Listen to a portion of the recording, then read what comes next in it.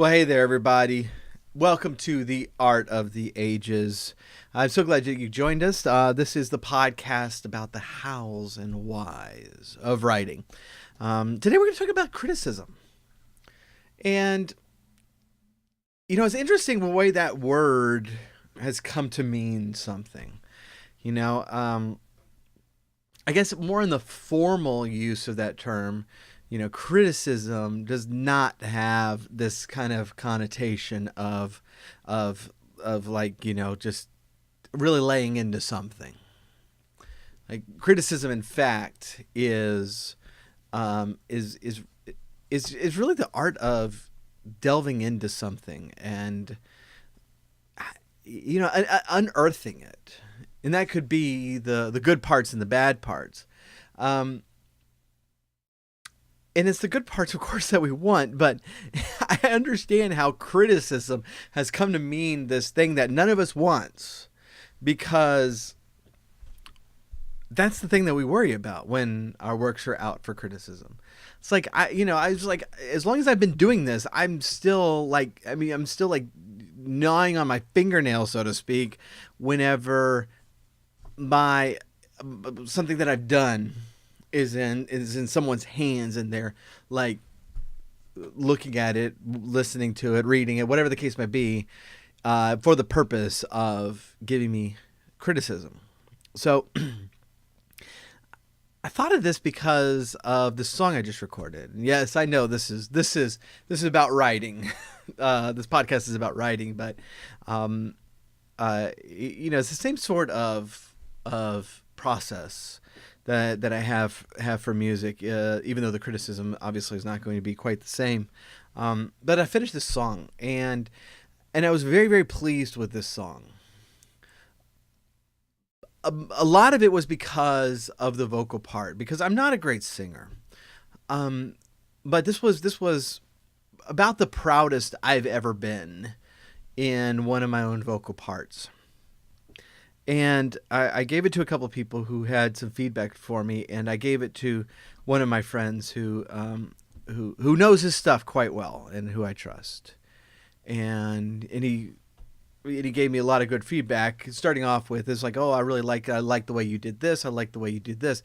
By the way, you're sharp in your vocal track, and so you might want to redo that. And it's like just devastated, because it was like I was particularly proud of that, and I listened to it again. I can't hear it. I cannot hear it. Um, and it's not like I doubt it, because I've known him long enough. He knows his stuff, and I don't nearly as well. I don't have his ears. I don't have his training. And so it's like I'm sitting here listening to it. It's like, and the thought going through my mind is not, this guy, he doesn't know what he's talking about. I'm not sharp at all. The thought going through my mind is, I can't hear it, but I must be sharp. And so I went back, and that's one of those things that, like, I mean, look, I'm sure if we want to auto tune this thing, that could have been solved in just a moment, but that sounds horrible. We all know it. And so we're not going to do that. And so re-recorded it, and it was trash. The part I re-recorded was trash, and I re-recorded it again. It was terrible. And this is where I'm starting to get really upset, because I remember how pleased I was in the original, and it just it wasn't coming through. And I finally got it to the point where I was pretty proud of it. And it occurs to me that I've been doing music for like 25 years, about the same time period as writing. And I've had my stuff, just ripped apart before. And it's always been good for me. And I still hate it. I absolutely still hate it. And it's one of those things. It's like, I mean, it's like that. I have this temptation to not even let anyone look at it before I get it out into the public because um, I don't want to hear bad things about it. Which, of course, is ridiculous because I'm still going to hear the bad things, but then I can't change it. And I think that's the point. Um, is that the process of getting criticism for our work is a much needed one. There's a lot of times that we are just completely blind to something, or in my case, deaf to something. I'll give you a really good example about writing.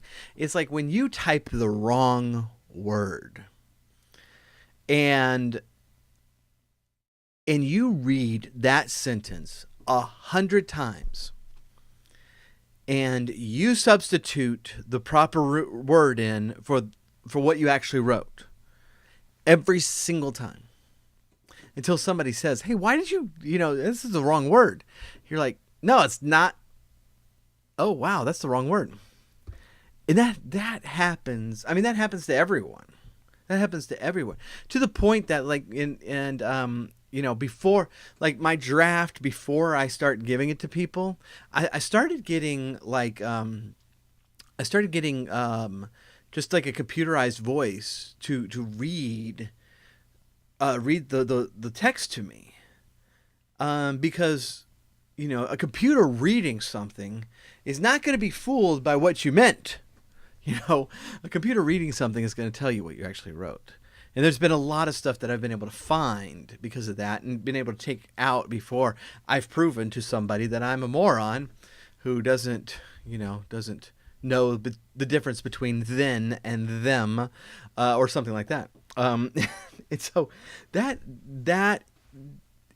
it's an illustration because it happens to all of us. It's an illustration of how blind we can get to the problems with our own work.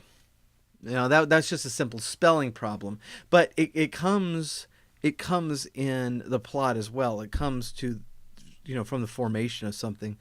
When I was in college, I took several creative writing classes because my English specialization, my English major specialization was in creative writing, and so I had a lot of these courses under my belt, and they were ridiculously helpful because they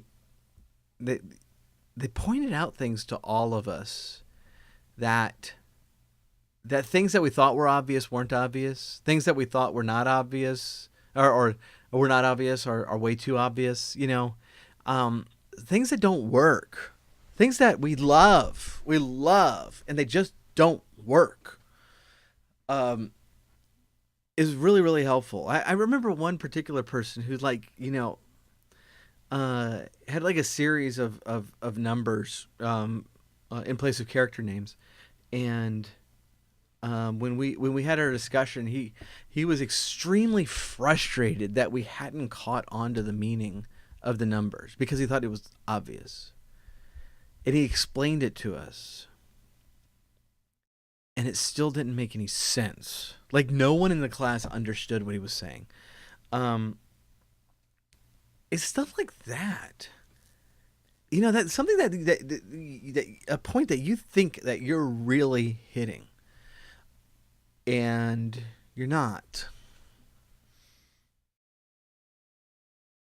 We as writers, we absolutely need that kind of feedback on our work. After I got in college, I made several attempts to kind of remake the Inklings. So if you don't know what the Inklings are, this was a group of writers in Oxford at the time, and that would meet and read to one another. Now, I mean, the big names that we would recognize from this group are like C.S. Lewis and J.R.R. Tolkien. And so, I think the Fellowship of the Ring was first read in this group, and parts of Narnia, and this sort of thing. This is what this group was, and some of the just greatest works of the 20th century were first read in this company. And I made several attempts right after college to kind of make my make my own type of a group, because I recognized in those creative writing classes the benefit of that, and how much it challenged me and how much they changed my work. And look, I mean, I was all of 21 at the time. I knew everything. I had been writing since I was about 13 or 14. I wrote my first novel in 8th grade. So what would that have been? Like about 13 or 14, I think. 14, maybe 15.